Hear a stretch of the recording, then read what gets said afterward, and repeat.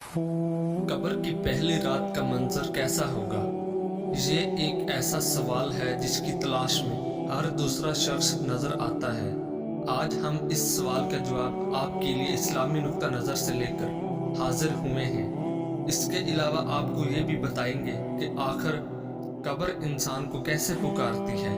क्या यह पुकार इंसान को सुनाई देती है?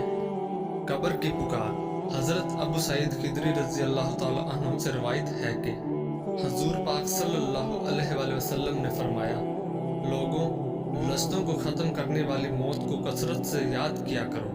कब्र हर दिन अपने मुर्दों से खिताब करते हुए ऐलान करती है, मैं गुर्बत और तन्हाई का घर हूँ, मिट्टी और कीड़ों का घर हूँ। जब मोमिन को दफन किया जाता है तो कब्र उसे मरहबा कहते हुए खुशखबरी सुनाती है कि मेरे पुश्त पर चलने वालों, मैं तो बड़ा महबूब था, आज मैं तेरी हो गई और तू मेरी तरफ आ गया, तो अब मेरे एहसान को देख लेगा। ये कह कर कब्र ताहत निगाह कुशादा हो जाती है और जन्नत का दरवाज़ा उसके लिए खोल दिया जाता है, जहाँ से उसको जन्नत की ताज़ा हवा आती है। हज़रत अबू हुरैरा रज़ी अल्लाह ताला अन्हु का बयान है कि रसूल अल्लाह सल्लल्लाहु अलैहि वसल्लम एक जनाजे में शरीक हुए। फिर फरमाया, मैं भी आप सल्लल्लाहु अलैहि वसल्लम के हमरा था। आप सल्लल्लाहु अलैहि वसल्लम एक कब्र के पास बैठ गए और फरमाया, ये कब्र हर दिन बाआवाज़ बुलंद कहती है, ए आदम की औलाद, तू क्यों मुझे भूल गया? क्या तुझे ये मालूम नहीं कि मैं तन्हाई का घर, गुर्बत का घर, वहशत का घर, कीड़ों मकोड़ों का घर हूँ? मैं बहुत तंग घर हूँ, मगर अल्लाह जिसके लिए कुशादगी का हुक्म फरमाएगा उसके लिए कुशादा हो जाऊंगी।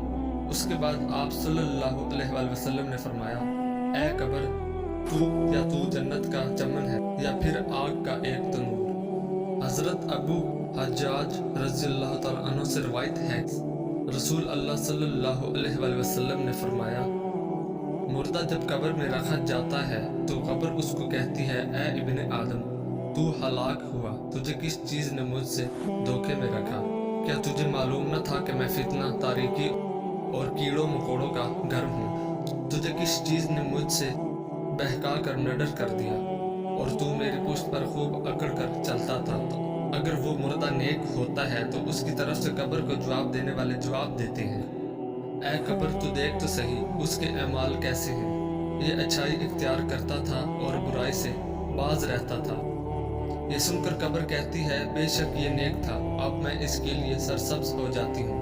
मुर्दे का जिस्म उस वक्त मुनव्वर हो जाता है और उसकी रूह अल्लाह ताला की तरफ भेज दी जाती है।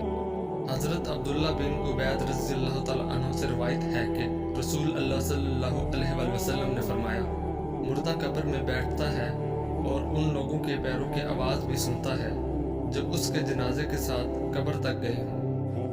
मुर्दे से उसकी कब्र कहती है, ए इब्ने आदम, तेरी हिलाकत हो, तूने मेरी तंगी, बदबू और कीड़ों मकोड़ों का खौफ नहीं किया, इसलिए तूने इन चीज़ों से बचने के लिए तैयारी नहीं की। बद आमाल मुर्दे से कब्र कहती है, तुझे मेरी तारीकी, मेरी वहशत, मेरी तन्हाई और तंगी और मेरा गम याद नहीं रहा। इसके बाद कब्र इसको जकड़ देती है, जिसके बाद इसकी पसलियों की हड्डियाँ एक दूसरे में प्योस्त हो जाती हैं। जबकि नेक बंदे के लिए कब्र कुशादा कर दी जाती है और उसके दाएं एक खिड़की खोल दी जाती है, जहां से उसको जन्नत की हवा आती है।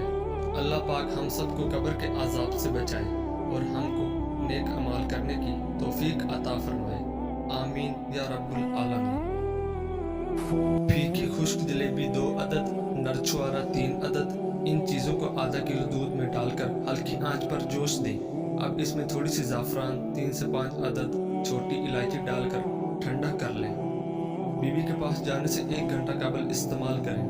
बीवी पाँव पड़ेगी, बस करें, अब बर्दाश्त नहीं हो रहा।